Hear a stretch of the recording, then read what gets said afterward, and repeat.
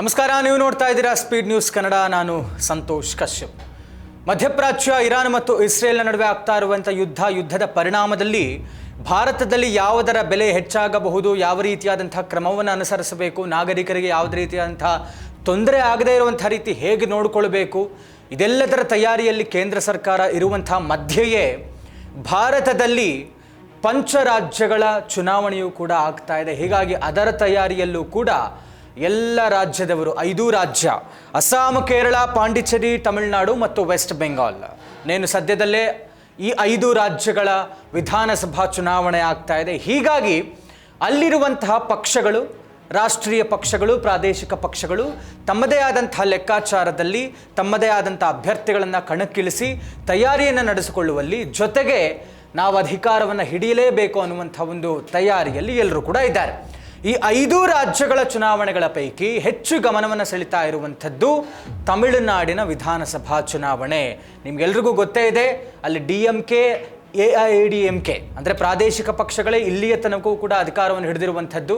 ಎಲ್ಲೂ ಕೂಡ ರಾಷ್ಟ್ರೀಯ ಪಕ್ಷಗಳಿಗೆ ಅವಕಾಶವನ್ನೇ ಮಾಡಿಕೊಟ್ಟಿಲ್ಲ. ಬಟ್ ಮೈತ್ರಿಯಲ್ಲಿ ಇರಬಹುದು DMK ಜೊತೆ ಆಗಲಿ ಅಥವಾ AIADMK ಆಗಲಿ. ಸ್ವತಂತ್ರವಾಗಿ ಯಾವುದೇ ರಾಷ್ಟ್ರೀಯ ಪಕ್ಷಗಳು, ಕಾಂಗ್ರೆಸ್ ಆಗಲಿ BJP ಆಗಲಿ, ತಮಿಳುನಾಡಿನಲ್ಲಿ ಅಧಿಕಾರವನ್ನು ಹಿಡಿದಿಲ್ಲ.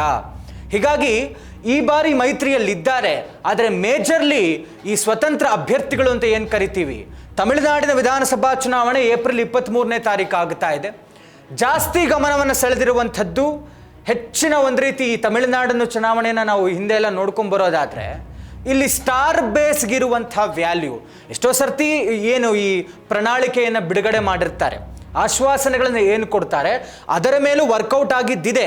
ಬಟ್ ಮೀನ್ ವೈಲ್ ತಮಿಳುನಾಡಿನ ಜನ ಈ ಸಿನಿಮಾ ಸ್ಟಾರ್ಗಳಿಗೆ ಕೊಡುವಂತಹ ಬೆಲೆ, ಅವರನ್ನು ಎತ್ತಿ ಮೆರೆಸುವಂತಹ ಪರಿ. ಯಾಕೆ ಅಂತ ಹೇಳಿದ್ರೆ, ರಾಜಕೀಯ ವ್ಯಕ್ತಿಗಳು ಇಲ್ಲಿ ತನಕ MGR, ಜಯಲಲಿತಾ ಆದಿಯಾಗಿ ಇವರೆಲ್ಲರೂ ಕೂಡ ಸಿನಿಮಾ ರಂಗದ ಮೇರು ನಟ ಮತ್ತು ನಟಿಯರು. ಇವರುಗಳೆಲ್ಲರೂ ಕೂಡ ಅಧಿಕಾರದ ಚುಕ್ಕಾಣಿಯನ್ನು ಹಿಡಿದಿದ್ದಾರೆ. ಹೀಗಾಗಿ ಇಲ್ಲಿ ಮೇಜರ್ಲಿ ಗಮನವನ್ನು ಸೆಳೀತಾ ಇರುವಂಥದ್ದು ತಮಿಳುನಾಡಿನ ಚುನಾವಣೆಯಲ್ಲಿ TVK ಪಕ್ಷದ ಮುಖ್ಯಸ್ಥ ದಳಪತಿ ವಿಜಯ್ ಅವರು ನೇರವಾಗಿ ಹೇಳುತ್ತಾರೆ. ದಳಪತಿ ವಿಜಯ್ ಅವರು, ನನ್ನ ಹಣಾಹಣಿ ಏನಿದೆ ಈ ಚುನಾವಣೆಯಲ್ಲಿ ಸ್ಪರ್ಧಿಸ್ತಾ ಇರುವಂಥದ್ದು TVK ವರ್ಸಸ್ DMK ಅನ್ನುವಂಥದ್ದನ್ನು ನೇರವಾಗಿ ಹೇಳ್ತಾ ಇದ್ದಾರೆ. ಆಡಳಿತಾರೂಢ ಪಕ್ಷ ಸ್ಟಾಲಿನ್ ಅವರ ನೇತೃತ್ವ, ಸ್ಟಾಲಿನ್ ಅವರು ಮುಖ್ಯಮಂತ್ರಿ ಆಗಿರುವಂಥ ಅಲ್ಲಿನ ಆಡಳಿತ ಸರ್ಕಾರ ಇರುವಂಥದ್ದು DMK ಪಕ್ಷದ್ದು.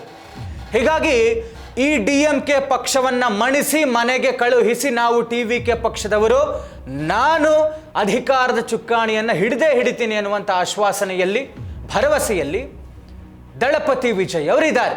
ಹೇಳಕ್ಕಾಗಲ್ಲ. ಯಾಕೆ ಅಂತ ಹೇಳಿದ್ರೆ, ಹಲವಾರು ಕಲ್ಯಾಣ ಯೋಜನೆಗಳನ್ನು ಮುಂದಿಟ್ಟುಕೊಂಡು ಯುವಕರಿಗೆ ಬೆಂಬಲವಾಗಿ ನಿಲ್ಲುವಂಥ ಒಂದಷ್ಟು ಯೋಜನೆಗಳನ್ನು ಹಾಕಿಕೊಂಡು ವಿಜಯ್ ಅವರು ತಮಿಳುನಾಡಿನ ಜನರ ಮುಂದೆ ಸ್ಪರ್ಧಿಸ್ತಾ ಇದ್ದಾರೆ.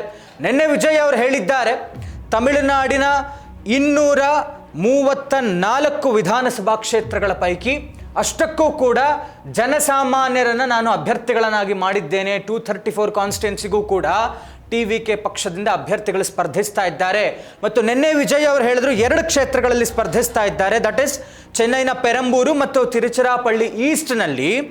ಈ 2 ಕ್ಷೇತ್ರಗಳಲ್ಲಿ ವಿಜಯ್ ಅವರು C. ಜೋಸೆಫ್ ವಿಜಯ್ ಅನ್ನುವಂಥ ಹೆಸರಿನಲ್ಲಿ ಸ್ಪರ್ಧಿಸ್ತಾ ಇದ್ದಾರೆ. ಜೊತೆಗೆ ಇತ್ತೀಚೆಗೆ ನೇರವಾಗಿ ಬಹಳ ಖಾರವಾಗಿ ಆಡಳಿತ ಪಕ್ಷವನ್ನು ಟೀಕಿಸಿದ್ರು. ಜೊತೆಗೆ ಆಡಳಿತ ಪಕ್ಷ DMK ಏನು ಮೈತ್ರಿಯಲ್ಲಿದೆ ಅದನ್ನು ಪ್ಯಾಚ್ ಅಪ್ ಅನ್ನುವಂಥ ರೀತಿಯಲ್ಲಿ ವಿಜಯ್ ಅವರು ಟೀಕಿಸ್ತಾರೆ, ಟೀಕಾಪ್ರಹಾರವನ್ನು ಮಾಡ್ತಾರೆ. ಜೊತೆಗೆ ಹೇಳಿದ್ದಾರೆ, ಏನು ಈ ಕಲ್ಯಾಣ ಯೋಜನೆಗಳನ್ನು ತರ್ತಾ ಇದ್ದಾರೆ ವಿಜಯ್ ಅವರು, ಅವ್ರು ಹೇಳಿರುವಂಥ ಆಶ್ವಾಸನೆ 29 ವರ್ಷದ ಮೇಲ್ಪಟ್ಟಿರುವಂಥ ಪದವೀಧರ ಯುವಕರಿಗೆ ಪ್ರತಿ ತಿಂಗಳಿಗೆ 4,000 ರೂಪಾಯಿಗಳನ್ನು ಕೊಡುವಂಥ ಯೋಜನೆ. ಜೊತೆಗೆ ಇಫ್ ಇನ್ ಕೇಸ್ ಗೆದ್ದು ಬರ್ತೇನೆ ಅನ್ನುವಂಥ ಭರವಸೆ ಇದೆ, ಗೆದ್ದರೆ ಜನನಾಯಕನಾಗಿ ನಾನು ಆಯ್ಕೆಯಾದರೆ ನನಗಿರುವಂಥ ಐಷಾರಾಮಿ ಜೀವನವನ್ನು ಬಿಟ್ಟು ನಾನು ಜನಸಾಮಾನ್ಯರಂತೆ ಎಲ್ಲರ ಕಷ್ಟಕ್ಕೆ ಸ್ಪಂದಿಸಿ ಅವರ ಕಷ್ಟಗಳನ್ನು ನಿವಾರಣೆ ಮಾಡಿ ನಾನೂ ಕೂಡ ಒಬ್ಬ ಸಾಮಾನ್ಯನಂತೆ ಜೀವಿಸ್ತೇನೆ ಅನ್ನುವಂಥ ಕೆಲಸವನ್ನು ಮಾಡ್ತೀನಿ ಅಂತ ಜನಗಳ ಮುಂದೆ ಹೇಳ್ಕೊಂಡಿದ್ದಾರೆ ದಳಪತಿ ವಿಜಯ್ ಅವರು. ಅದ್ಭುತವಾದಂಥ ಪ್ರಣಾಳಿಕೆಯನ್ನು ರಿಲೀಸ್ ಮಾಡಿದ್ದಾರೆ. ಸ್ವಚ್ಛವಾದಂಥ ಆಡಳಿತ ಕೊಡ್ತೀನಿ, ಕಲ್ಯಾಣ ಕಾರ್ಯಕ್ರಮಗಳು ಮತ್ತು ಯುವಕರಿಗೆ ಬೆಂಬಲ ಕೊಡ್ತೀನಿ ಅನ್ನುವಂಥ ರೀತಿಯಲ್ಲಿ ಎಲ್ಲ ಆಶ್ವಾಸಗಳನ್ನು ಕೊಟ್ಟಿದ್ದಾರೆ. ಆಡಳಿತ ಪಕ್ಷದ ವೈಫಲ್ಯಗಳನ್ನು ಎತ್ತಿ ಹಿಡಿಯುವಲ್ಲಿ ಯಶಸ್ವಿ ಆಗ್ತಾ ಇದ್ದಾರೆ ಅಂತ ಕಾಣ್ತಾ ಇದೆ ವಿಜಯ್ ಅವರು.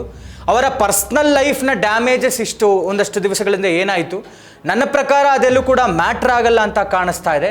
ಒಟ್ಟಾರೆ ಸ್ಟಾರ್ ಬೇಸ್ಗೂ ತಮಿಳುನಾಡಿನ ಜನ ವ್ಯಾಲ್ಯೂ ಕೊಡುವಂತಹ ಕಾರಣದಿಂದ ಮತ್ತು ಇವರ ಪ್ರಣಾಳಿಕೆಗಳು, ಇವರ ಫೇಮ್ ಏನಿದೆ, ಇದೆಲ್ಲದರ ಜೊತೆಗೆ ಆಡಳಿತ ಪಕ್ಷದ ವೈಫಲ್ಯವನ್ನು ನೋಡಿರುವಂಥ ಜನ, ಬೇಸತ್ತು ಹೋಗಿರುವಂಥ ಜನ ಏನಾದರೂ ವಿಜಯವರ ಕೈ ಹಿಡಿತಾರಾ ಅಥವಾ AIADMK ಮೈತ್ರಿಯ ಪಾಲಾಗುತ್ತಾ, ಇದೆಲ್ಲವೂ ಕೂಡ ಚರ್ಚೆ ಆಗ್ತಾ ಇದೆ.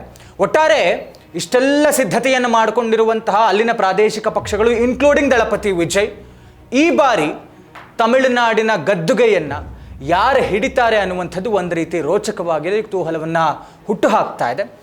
ನಿಮ್ಮ ಪ್ರಕಾರ ಯಾರು ತಮಿಳುನಾಡಿನ ಅಧಿಕಾರವನ್ನು ಹಿಡಿಯಬಹುದು ಅನ್ನುವಂಥದ್ದನ್ನು ಕಮೆಂಟ್ ಮೂಲಕ ತಿಳಿಸಿ. ಇದಾಗಿತ್ತು ಇವತ್ತಿನ ವಿಶೇಷ. ನೋಡ್ತಾ ಇರಿ ಸ್ಪೀಡ್ ನ್ಯೂಸ್ ಕನ್ನಡ, ಸುದ್ದಿ ನಿಮ್ಮದು, ವೇಗ ನಮ್ಮದು.